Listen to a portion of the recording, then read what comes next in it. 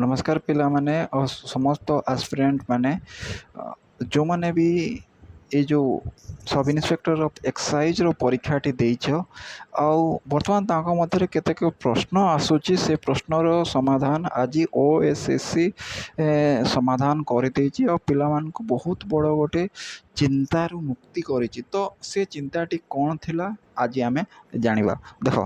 आमे यदि तार वेबसाइट को जीवा आ वेबसाइट रे आमे गोटे कथा लक्ष्य करवा एठी आमे लक्ष्य करवा आमर ए जो एक्साइज परीक्षाटी आमर केते हेतिला 23 आउ 24 तारिख रे हेतिला। आमर जो एक्साइज परीक्षाटी हेतिला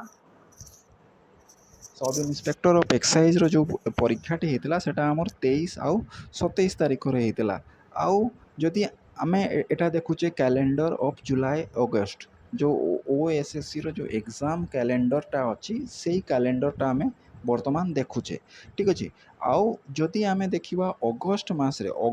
रो कैलेंडर देखिबा आमर ओएसएससी रो जो कैलेंडर अच्छी जे जुलाई अगस्त मास रे कोन कोन परीक्षा हबो तो एठी आमे लक्ष्य करी एठी आमे गोटे जिनस लक्ष्य करूथबा सेटा होउची जे एठी आमे गोटे लक्ष्य एठी करूथबा एठी आमर जोटा अछि कोन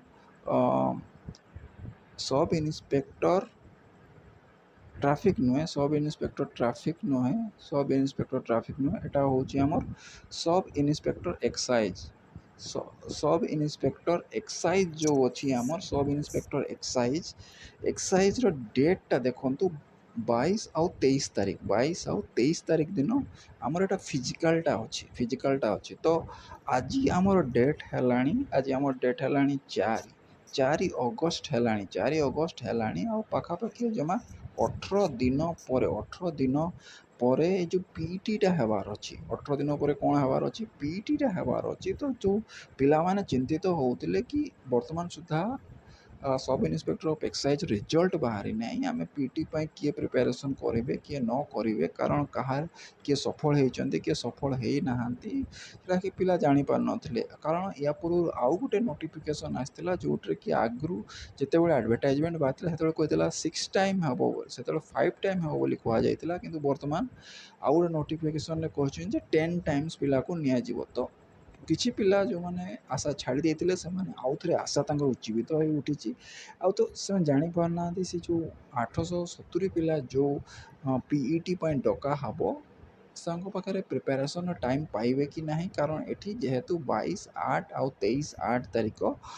दिया जाइए पीईटी एग्जाम दिया जाइए। तो ताकू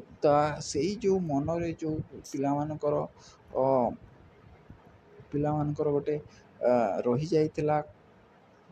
पिलामानकर कौन पिलामानकर जो भावुले कष्टटे भावुले कि आम पाखे समय हेबनी आम ठीक प्रिपेरेसन करिपरिबा नाही। तो तार समाधान पाई आज 4/8/22 रे 4/8/22 रे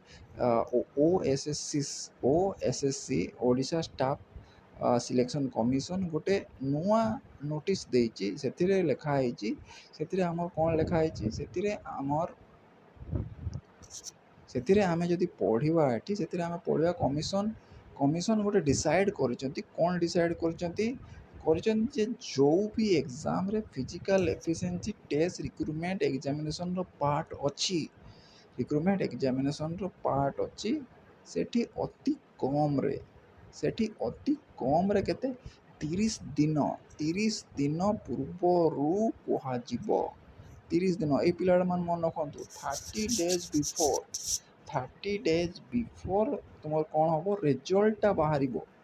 30 डेज बिफोर।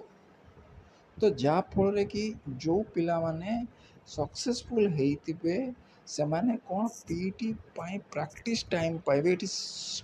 लिखाई candidate get time to practice for PT से 30 दिन डेट ऑफ डिक्लेरेशन जो रिजल्ट डिक्लेरेशन आउ पीटी मध्य जो दिनटा रहा 30 दिन तो मुझे आशा करुँ जो मैंने सब इन्स्पेक्टर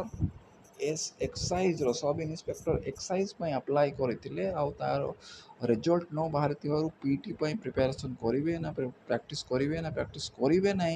बोली चिंतित थे ओएसएससी ଏ ତାଙ୍କର ସମସ୍ୟାର ସମାଧାନ କରିଛି ଆଉ ଆଶା କରାଯାଉଛି ଆଉ 7 ଡେଜ୍ ଭିତରେ ଆମର ଏଇ ଯେଉଁ ରେଜଲ୍ଟଟା ବାହାରି ଯିବ। ଧନ୍ୟବାଦ।